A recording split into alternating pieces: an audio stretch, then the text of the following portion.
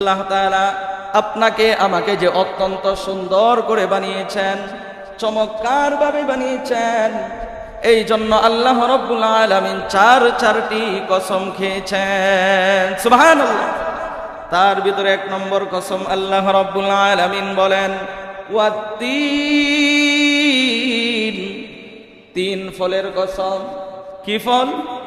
তিন ফল, যেটাকে আপনি আমি ডুমুর ফল নামে চিনি। ডুমুর ফল চিনেন তো ইনশাল্লাহ? কে কে চিনেন দেখি? আমি এখনো খাই নাই। এই তিন ফলের আল্লাহ তাআলা শুরুতেই কসম খেয়েছেন। এখন প্রশ্ন হলো, আঙ্গুর ফল আছে, এরপরে আপেল আছে, কমলা আছে, এত কিছু ফল থাকার পরেও আল্লাহ রাব্বুল আলামিন তিন ফলের কসম কেন খেলেন? সুবহানাল্লাহ বলেন। বাংলাদেশের জাতীয় ফলের নাম কি? আরো জোরে বলেন, জাতীয় ফলের নাম কি? কিন্তু কেউ খাওয়া হয় না, ম্যাক্সিমাম লোকেই কাঁঠাল খায় না। কিন্তু আল্লাহ রাব্বুল আলামিন এখানে যে বললেন তিন ফলের শপথ, ডুমুর ফলের শপথ, মুফাসসিরিনে কেরাম এই শব্দটার তিনটা তাফসীর করেছেন। কয়টা তাফসীর? তিনটা তাফসীর করেছেন। এক নম্বর, আল্লাহ তাআলা তিন শব্দ দিয়ে এই জন্য আল্লাহ তাআলা শপথ করেছেন, কারণ হাসরের ময়দানে প্রত্যেকটা জান্নাতীদেরকে আল্লাহ রাব্বুল আলামিন যে ফল দিয়ে তাদেরকে সর্বপ্রথম আপ্যায়ন করবেন, ওই আপ্যায়নের যে ফলটা, ওই ফলের নামেই হলো তিন ফল। তিন ফল দিয়ে আল্লাহ তাআলা, ফলের মধ্য থেকে সর্বপ্রথম তিন ফল দিয়ে আল্লাহ তাআলা আপনাকে আমাকে আপ্যায়ন করবেন। শুধু তাই নয়, বাংলাদেশের ভিতরে যে রকম ভাবে জাতীয় ফলের নাম হচ্ছে কাঁঠাল, ঠিক তেমনি ভাবে মুফাসসিরিনে কেরাম বলেন যে জান্নাতের ভিতরে জাতীয় ফলের নাম হলো এই তিন ফল। সুবহানাল্লাহ। জান্নাতের জাতীয় ফলের নাম কি? আরো জোরে বলেন, তিন ফল। এই জন্য আল্লাহ রাব্বুল আলামিন শুরুতে তিন ফলের কসম খেয়েছেন। তিন নম্বর হইল, তিন নম্বর তাফসীর করেছেন মুফাসসিরিনে কেরাম বলেন রাহমাতুল লিল আলামিন, তিনি নিজে এই তিন ফলকে সবচাইতে বেশি পছন্দ করতেন। সুবহানাল্লাহ। তাহলে জানতে পারলাম, এক নম্বর, জান্নাতের জাতীয় ফলের নাম হলো কি ফল? তিন ফল। দুই নম্বর, আল্লাহ তাআলা আপনাকে আমাকে ফলের মধ্য থেকে সর্বপ্রথম যে ফল দিয়ে আপ্যায়ন করবেন সেটার নাম কি? তিন ফল। এরপরে তিন নম্বর তাফসীর হলো জান্নাতের জাতীয় ফলের নাম কি? তিন ফল। এই জন্য আল্লাহ তাআলা সর্বপ্রথম তিন ফলের কসম খেয়ে বলতেছেন যে আমি মানব মণ্ডলীকে অত্যন্ত সুন্দর করে বানিয়েছি। শাইতানির রাজিম, বিসমিল্লাহির রাহমানির রাহিম, ওয়াত-তিনি ওয়াজ-যাইতুনি ওয়া-তুরি সিনিন ওয়া হাযাল বালাদিল আমিন, লাকাদ খালাকনাল ইনসানা ফী আহসানি তাকওয়িম, সুম্মা রাদাদনাহু আসফালা সাফিলিন,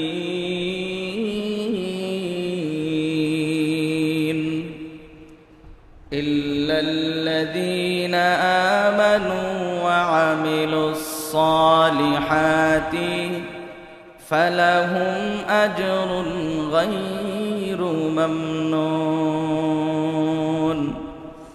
ফামা ইউকাযযিবুকা বা'দু বিদ্দীন, আলাইসাল্লাহু বিআহকামিল হাকিমিন। وقال رسول الله صلى الله عليه وسلم تركت فيكم أمرين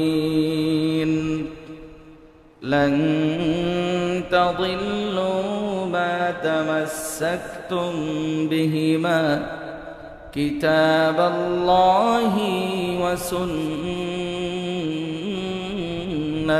رسوله أو كما قال عليه الصلاة والسلام.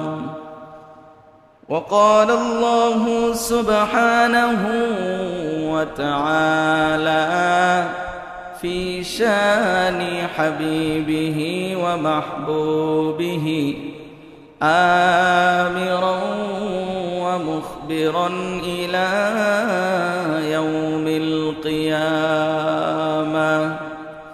إن الله وملائكته يصلون على النبي يا أيها الذين آمنوا صلوا عليه وسلموا تسليما.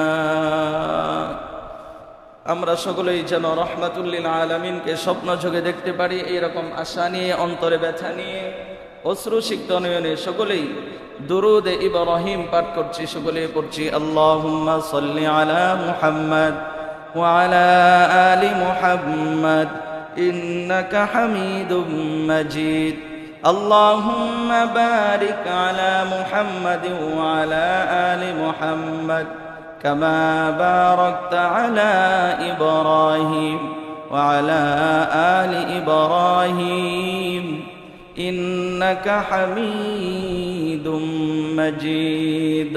بلغ العلا بكماله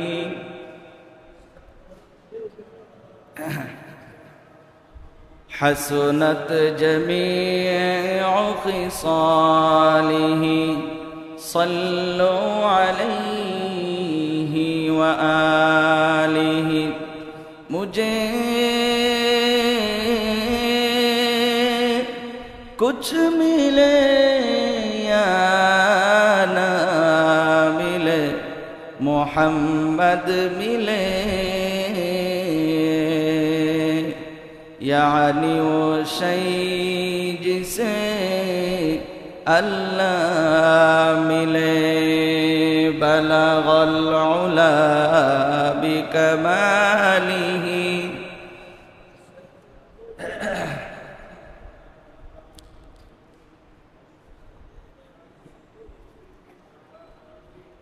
सल्लु अलैहि व आलिहि।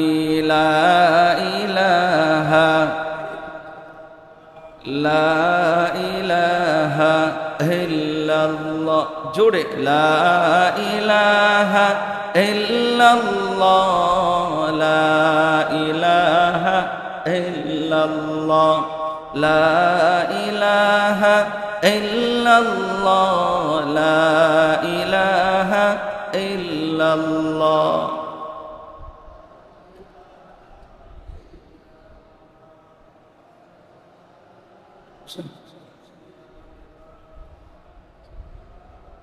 इल्लल्लाह, ला इलाहा इल्लल्लाह, ला इलाहा इल्लल्लाह, ला इलाहा इल्लल्लाह।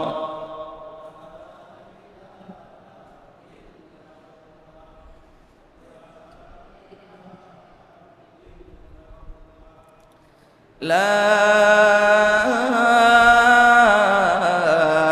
إله إلا الله محمد رسول الله صلى الله عليه وسلم। সকলে পড়েন আল্লাহ আল্লাহ আল্লাহ আল্লাহ আল্লাহ আল্লাহ আল্লাহ আল্লাহ।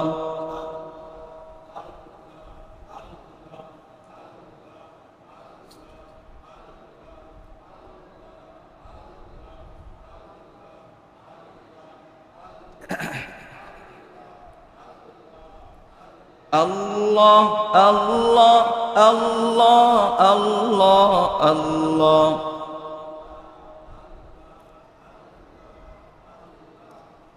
লা ইলাহা ইল্লাল্লাহু আল্লাহু আকবার سبحانك لا علم لنا إلا ما علمتنا إنك أنت العليم الحكيم ربي زدني علما ربي زدني علما رب اشرح لي صدري ويسر لي أمري واحلل عقدة من لساني يفقه قولي الحمد لله ثم الحمد لله আমরা রব্বুল আলামিনের দরবারে লাখো কোটি শুকরিয়া জ্ঞাপন করছি যে মহান রব্বুল ইজ্জত ওয়াল জালালি ওয়াল ইকরাম আপনাকে আমাকে আজকের এই জুমাবারে মসজিদে আসার ও বসার তৌফিক দান করেছেন। এই জন্য সকলে দিল খুলে প্রাণ ভরে দিল উজাড় করে দিয়ে তার শেখানো ভাষায় সকলে পড়ে নিচ্ছি আলহামদুলিল্লাহ। সম্মানিত মুসল্লিবৃন্দ, আজকের এই জুমাবারে আমরা যে বিষয়টি নিয়ে আলোকপাত করব, আমাদের সকলের পরিচিত একটি সূরা সূরাতুত তিন, যেটিকে আমরা ওয়াত-তিনি ওয়াজ-জাইতুন নামে অনেকেই চিনি। এই সূরাটির ব্যাপারে আজকে আমরা তাফসীর করব ইনশাআল্লাহ। আল্লাহ তাআলা আমাদের সকলকে ধৈর্য সহকারে মনোযোগ দিয়ে আমলের নিয়তে, অপর ভাইয়ের কানে কথাগুলো পৌঁছানোর নিয়তে সকলেই উক্ত কথাগুলো মনোযোগ দিয়ে শোনার তৌফিক দান করুক। সকলেই বলি আমিন। আলোচনা শুরু করার প্রারম্ভেই আজকের এই পবিত্র দিনে, আজকের এই পবিত্র মুহূর্তে, আজকের এই অত্যন্ত ফজিলতপূর্ণ দিনে আমরা গভীর শ্রদ্ধার সাথে স্মরণ করে নিচ্ছি তাদেরকে যাদের অক্লান্ত পরিশ্রমের বদৌলতে এই বাইতুন নূর কেন্দ্রীয় জামে মসজিদের প্রতিষ্ঠা হয়েছে। কিন্তু অনেকেই আজকে চিরবিদায় নিয়ে মাটির বুকে ঘুমাচ্ছেন। রব্বে কারীম যেন তাদের সকলের কবরগুলোকে জান্নাতের উচ্চ মাকাম দান করেন। সকলেই বলি আমিন। পাশাপাশি আমরা যারা মেহনত করছি, সময় দিচ্ছি, ঘাম দিচ্ছি, পরিশ্রম করছি, রব্বে কারীম যেন আমাদের সকলের এই মেহনতগুলাকে, পরিশ্রমগুলাকে পরকালে জান্নাতে যাওয়ার মাধ্যম হিসেবে গ্রহণ করেন। সকলেই বলি আমিন। মুহতারাম হাজিরিন, সম্মানিত মুসল্লিয়ানি কেরাম, মহাগ্রন্থ আল কোরআনের ভিতরে পারা আছে কয়টি? আরো জোরে বলেন, পারা কয়টি? 30টি। তার ভিতরে আমি যে সূরাটি তিলাওয়াত করেছি, উক্ত সূরাটি যে পাড়ার ভিতরে অবস্থিত, সেই পাড়াটি হচ্ছে কত নম্বর পাড়া? 30 নম্বর পাড়া। এবং মহাগ্রন্থ আল কোরআনের ভিতরে সূরার সংখ্যা হচ্ছে 114টি। তো এই সূরাতুত তিন, এটি সিরিয়াল সংখ্যা হলো 95তম সূরা। কত নম্বর সূরা? 95তম সূরা। এবং এই সূরার ভিতরে, এবং এই সূরাটি রব্বে কারীম মক্কায় নাযিল করেছেন। কোথায়? মক্কায় নাযিল করেছেন। এবং এই সূরার ভিতরে শব্দের পরিমাণ হচ্ছে 34টি। কয়টি? 34টি। এবং এই সূরার ভিতরে অক্ষর আছে হলো 169টি। কয়টি? 169টি। আমরা এই সূরাটির যে তাফসীর করব, 3টি ভাগে তাফসীর করব। প্রথম ভাগ হলো আল্লাহ তাআলা এই সূরাটিকে কেন অবতরণ করলেন, অবতরণের প্রেক্ষাপট কি, কারণ কি। 2 নম্বর এই সূরা কেন্দ্রিক কিছু তাফসীর। 3 নম্বর এই সূরার কিছু ফাদায়েল। আল্লাহ তাআলা আমাদের সকলকে মনোযোগ দিয়ে শোনার তৌফিক দান করুক। সকলে বলি আমিন। মুহতারাম হাজিরিন, প্রথমেই হলো শানে নুজুল। অবতরণের প্রেক্ষাপটকে আরবিতে কি বলা হয়? শানে নুজুল বা সাবাবে নুজুল। আল্লাহ তাআলা কেন নাযিল করলেন? মুহতারাম হাজিরিন, হযরত ইবনে আব্বাস রাদিয়াল্লাহু তাআলা আনহু থেকে বর্ণিত, তিনি বলেন, একবার রাসূলুল্লাহ সাল্লাল্লাহু আলাইহি ওয়াসাল্লামের কাছে একদল সাহাবায়ে কেরাম রাসূলুল্লাহ সাল্লাল্লাহু আলাইহি ওয়াসাল্লামের কাছে এসে কিছু গুরুত্বপূর্ণ প্রশ্ন করেছিলেন। প্রশ্নগুলা কি অত্যন্ত মনোযোগ দিয়ে শুনুন। সাহাবায়ে কেরাম এসে বললেন, ইয়া রাসূলুল্লাহ, ইয়া হাবিবাল্লাহ, মানুষ যখন যুবক থাকে তখন তো তাদের শরীরে শক্তির কোনো অভাব নাই, মনে হয় যে একাই সব কিছু করে ফেলবে। কিন্তু প্রত্যেকটা মানুষ যখন বার্ধক্যে উপনীত হয়ে যায়, বার্ধক্যে উপনীত হয়ে যাওয়ার কারণে সে সঠিকভাবে চলাচল করতে পারে না, সে সঠিকভাবে কথাও বলতে পারে না, এমনকি সে নিজের খাবারটা পর্যন্ত গ্রহণ করতে পারে না। এই যে বার্ধক্যে উপনীত হয়ে যাওয়ার কারণে প্রত্যেকটা মানুষ যে অচল হয়ে পড়ে, এই অচল মানুষগুলো দিয়ে আল্লাহ তাআলা কি করবেন? এই রকম অচল মানুষ বর্তমানে আছে না নাই? আরো জোরে বলেন। কিছুদিন পরে তো আপনি আমিও অচল হব। তো সাহাবায়ে কেরাম এটাই জিজ্ঞেস করলেন, এই অচল মানুষগুলো দিয়ে আল্লাহ তাআলা কি করবেন? রাসূলুল্লাহ সাল্লাল্লাহু আলাইহি ওয়াসাল্লামের কাছে যখন এই অচল মানুষের সম্পর্কে, বার্ধক্যে উপনীত হয়ে যাওয়ার কারণে অকর্মশীল মানুষগুলো সম্পর্কে জিজ্ঞেস করা হলো, রাহমাতুল লিল আলামিন তাদেরকে এভাবে বোঝাতে শুরু করলেন কোরআনের ভাষায়, মিনহা খালাকনাকুম ওয়া ফিহা নুঈদুকুম ওয়া মিনহা নুখরিজুকুম তারাতান উখরা। পড়েন আল্লাহু আকবার। রাসূলুল্লাহ সাল্লাল্লাহু আলাইহি ওয়াসাল্লাম কোরআনের ভাষায় তিনি তাদেরকে এমন ভাবে বোঝাতে শুরু করলেন যে, দেখো সাহাবায়ে কেরাম, যে সমস্ত মানুষগুলো বার্ধক্যে উপনীত হয়ে যাওয়ার কারণে কথা বলতে পারছে না, চলাচল করতে পারছে না, নিজের খাবারটা পর্যন্ত গ্রহণ করতে পারছে না, ওই সমস্ত মানুষগুলো যখন দুনিয়া থেকে বিদায় নেবে তখন তাদেরকে মাটির বুকে দাফন করা হবে।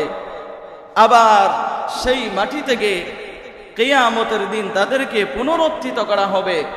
এবং যখন তাদেরকে পুনরুত্থিত করা হবে, এখন তো চলাচল করতে পারে না, বার্ধক্যে উপনীত, খাবারও গ্রহণ করতে পারে না, কিন্তু হাসরের ময়দানে ওই সমস্ত অকর্মশীল মানুষগুলোকে আমি আল্লাহ রাব্বুল আলামিন যখন পুনরুত্থিত করব, আমি আল্লাহ রাব্বুল আলামিন তাদেরকে সম্পূর্ণরূপে 33 বছরের যুবক বানাইয়া পুনরুত্থিত করব। আরো জোরে বলেন সুবহানাল্লাহ। 33 বছরের যুবক বানাইয়া আল্লাহ তাআলা আপনাকে আমাকে কিয়ামতের ময়দানে যিনি পুনরুত্থিত করবেন তিনি কে? আরো জোরে বলেন, তিনি কে? সাহাবায়ে কেরামকে নবীজি যখন এভাবে বুঝালেন, তখন আল্লাহ রাব্বুল আলামিন নবীজিকে জানাইয়া দিলেন, হে আমার প্রিয় হাবিব, আপনি তো তাদেরকে এভাবে বোঝাচ্ছেন, আপনার তাদেরকে এভাবে বোঝানোর আর দরকার নাই। এখন আমি আল্লাহ রাব্বুল আলামিন মহাগ্রন্থ আল কোরআনের ভিতরে 95তম সূরা সূরাতুত তিন নাজিল করে দিয়ে আমি ওই সমস্ত সাহাবায়ে কেরামের জবাব প্রদান করে দিলাম। সুবহানাল্লাহ। এই জন্য এই সূরাটার আরেকটা নাম হলো সূরাতুল ইনসান। নাম কি? সূরাতুল ইনসান, মানে কি? মানুষের সূরা। এই সূরার ভিতরে আয়াতের পরিমাণ হচ্ছে 8টা আয়াত আছে। কয়টা আয়াত? 8টা আয়াত বিশিষ্ট এই সূরাটার নাম হলো সূরাতুত তিন। 1 নম্বরেই হলো আল্লাহ তাআলা বলেন, ওয়াত-তিন ওয়াজ-যাইতুন ওয়া তুরি সিনিন ওয়া হাযাল বালাদিল আমিন। আল্লাহ তাআলা যে মানব জাতিকে অত্যন্ত সুন্দর করে সৃষ্টি করেছেন, এই কথাটা বলার আগে আল্লাহ তাআলা একে একে 4টি কসম খেয়েছেন। সুবহানাল্লাহ। আল্লাহ তাআলা আপনাকে আমাকে যে বানিয়েছেন, সৃষ্টি করেছেন, এই জন্য কসম কয়টি খেয়েছেন? যে কোনো কথাকে মজবুত করার জন্য, কথার কথা আমার কথাটাকে শক্তিশালী করার জন্য, ভাই আল্লাহর কসম করে বিশ্বাস কর, আল্লাহর কসম, এইরকম ভাবে বলি কি বলি না? এইরকম ভাবে আল্লাহ তাআলা আপনাকে আমাকে যে অত্যন্ত সুন্দর করে বানিয়েছেন, চমৎকার ভাবে বানিয়েছেন, এই জন্য আল্লাহ রাব্বুল আলামিন চারটি কসম খেয়েছেন। সুবহানাল্লাহ। তার ভিতরে এক নম্বর কসম আল্লাহ রাব্বুল আলামিন বলেন ওয়াত্তিন, তিন ফলের কসম। কি ফল? তিন ফল, যেটাকে আপনি আমি ডুমুর ফল নামে চিনি। ডুমুর ফল চিনেন তো ইনশাল্লাহ? কে কে চিনেন দেখি? আমি এখনো খাই নাই। এই তিন ফলের আল্লাহ তাআলা শুরুতেই কসম খেয়েছেন। এখন প্রশ্ন হলো, আঙ্গুর ফল আছে, এরপরে আপেল আছে, কমলা আছে, এত কিছু ফল থাকার পরেও আল্লাহ রাব্বুল আলামিন তিন ফলের কসম কেন খেলেন? সুবহানাল্লাহ বলেন। বাংলাদেশের জাতীয় ফলের নাম কি? আরো জোরে বলেন, জাতীয় ফলের নাম কি? কিন্তু কেউ খাওয়া হয় না, ম্যাক্সিমাম লোকেই কাঁঠাল খায় না। কিন্তু আল্লাহ রাব্বুল আলামিন এখানে যে বললেন তিন ফলের শপথ, ডুমুর ফলের শপথ, মুফাসসিরিনে কেরাম এই শব্দটার তিনটা তাফসীর করেছেন। কয়টা তাফসীর? তিনটা তাফসীর করেছেন। এক নম্বর, আল্লাহ তাআলা তিন শব্দ দিয়ে এই জন্য আল্লাহ তাআলা শপথ করেছেন, কারণ হাসরের ময়দানে প্রত্যেকটা জান্নাতীদেরকে আল্লাহ রাব্বুল আলামিন যে ফল দিয়ে তাদেরকে সর্বপ্রথম আপ্যায়ন করবেন, ওই আপ্যায়নের যে ফলটা, ওই ফলের নামেই হলো তিন ফল। তিন ফল দিয়ে আল্লাহ তাআলা, ফলের মধ্য থেকে সর্বপ্রথম তিন ফল দিয়ে আল্লাহ তাআলা আপনাকে আমাকে আপ্যায়ন করবেন। শুধু তাই নয়, বাংলাদেশের ভিতরে যে রকম ভাবে জাতীয় ফলের নাম হচ্ছে কাঁঠাল, ঠিক তেমনি ভাবে মুফাসসিরিনে কেরাম বলেন যে জান্নাতের ভিতরে জাতীয় ফলের নাম হলো এই তিন ফল। সুবহানাল্লাহ। জান্নাতের জাতীয় ফলের নাম কি? আরো জোরে বলেন, তিন ফল। এই জন্য আল্লাহ রাব্বুল আলামিন শুরুতে তিন ফলের কসম খেয়েছেন। তিন নম্বর হইল, তিন নম্বর তাফসীর করেছেন মুফাসসিরিনে কেরাম বলেন রাহমাতুল লিল আলামিন, তিনি নিজে এই তিন ফলকে সবচাইতে বেশি পছন্দ করতেন। সুবহানাল্লাহ। তাহলে জানতে পারলাম, এক নম্বর, জান্নাতের জাতীয় ফলের নাম হলো কি ফল? তিন ফল। দুই নম্বর, আল্লাহ তাআলা আপনাকে আমাকে ফলের মধ্য থেকে সর্বপ্রথম যে ফল দিয়ে আপ্যায়ন করবেন সেটার নাম কি? তিন ফল। এরপরে তিন নম্বর তাফসীর হলো জান্নাতের জাতীয় ফলের নাম কি? তিন ফল। এই জন্য আল্লাহ তাআলা সর্বপ্রথম তিন ফলের কসম খেয়ে বলতেছেন যে আমি মানব মণ্ডলীকে অত্যন্ত সুন্দর করে বানিয়েছি।